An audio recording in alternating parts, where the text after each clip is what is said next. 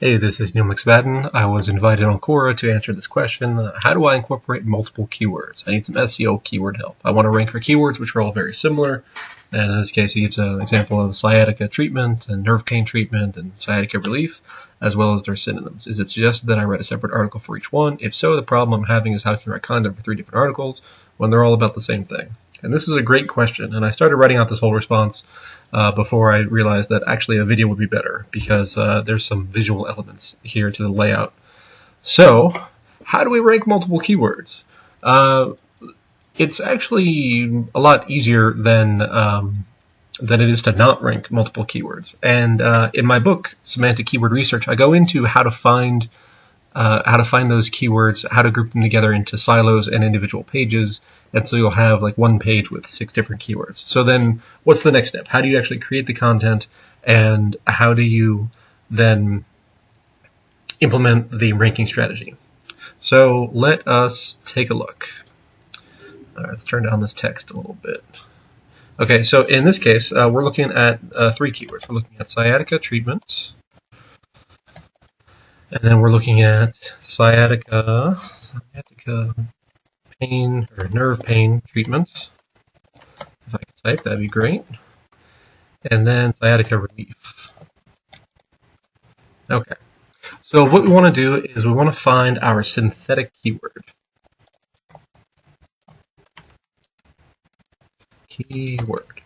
And what that is that's going to be made up of the different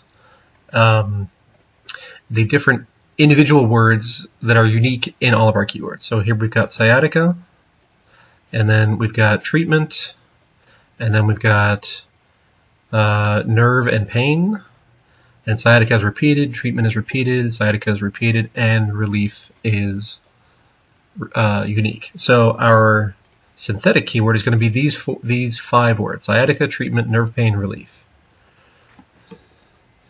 Let's make that black again. Sciatica treatment, nerve pain relief. Okay, so I don't really like the order there as far as like an English phrase, so I'm gonna change this around. I'm just gonna move treatment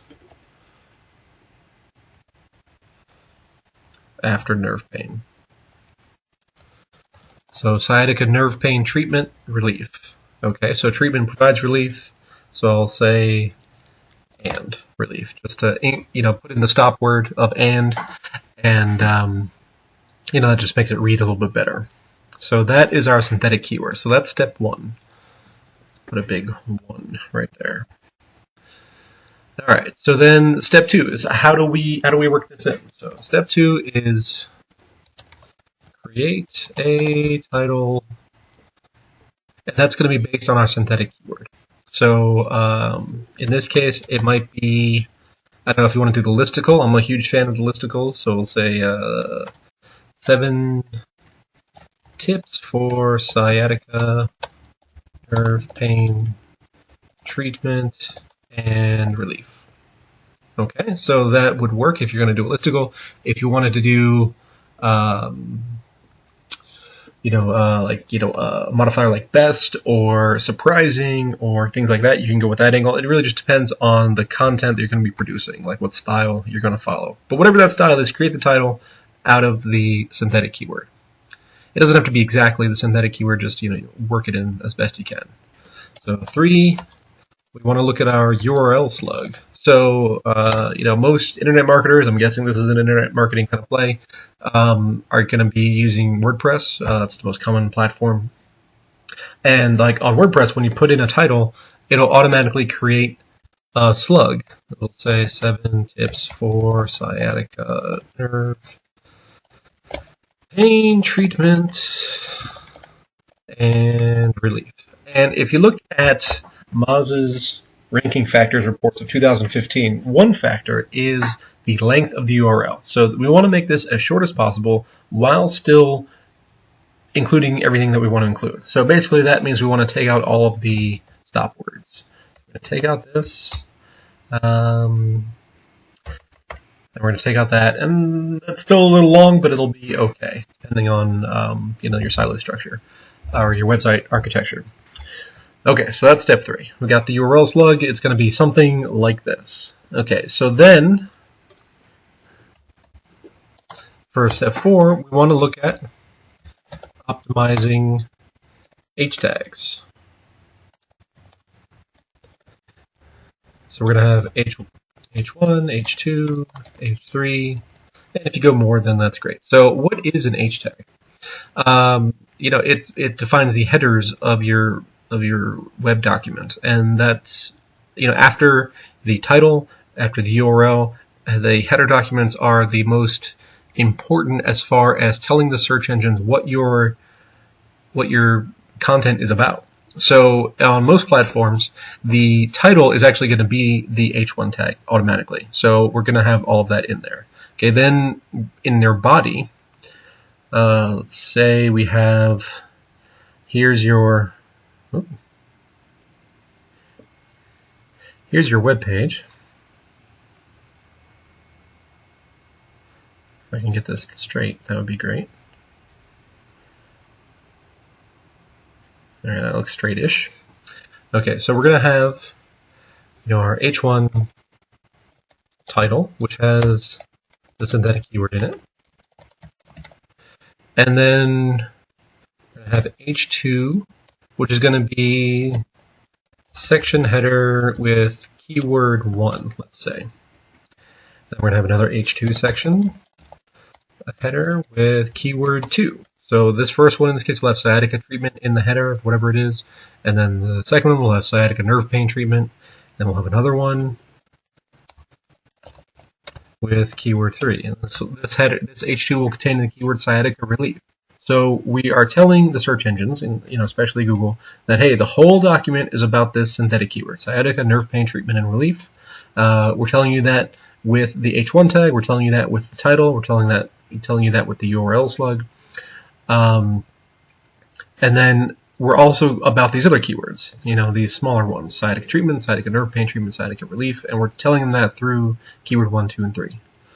Okay, and those are in the H tags. And then, in between all these things, we're going to have content. So just, write content as you would and incorporate as many different variations as makes sense.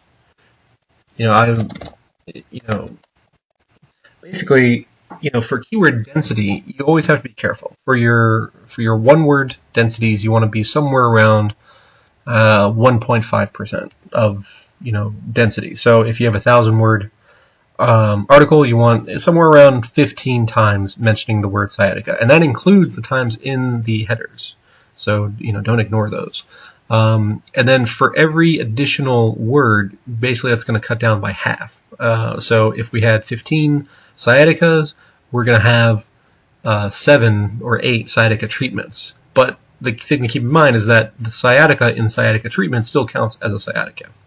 So, as we work those in, let's say we have sciatica treatment, we can have that 7 times, we said. Or up to, anyway. And then we're going to have another sciatica treatment. And then we'll have a sciatica nerve. It's a hard word to type. Treatment. Okay, so now this is a 4-word phrase. So, 15 divided by 2 is going to be 7 or 8, and then down cut in half again is going to be 4 or 3, and cut down again is going to be 1 or 2. So this phrase we're only going to use once or twice. Then we're already using it in the section header, so that is taken care of. And then we're using sciatica here, and we're also using treatment. So that's going to be counted in with the sciatica treatment. So one of the problems that a lot of people run into is over-optimization, because they don't realize that all these different variations still count. Let's throw in a sciatica, right, just by itself. So you go on through this process, count up the total, 15 times, depending on the length of your content, that you could use it, and make sure that you account for these through the H1, the H2s, and then the content. Okay, so that is the on-page portion. And then once you've created your content, you've posted it, it's indexed by Google, and then what do? Well, next we have to start promoting. So, you're going to have links coming in. And these are all my excellent artistic renderings. So all these are links coming in from, whatever platforms. If you want to promote on Quora, let's say, you could do that.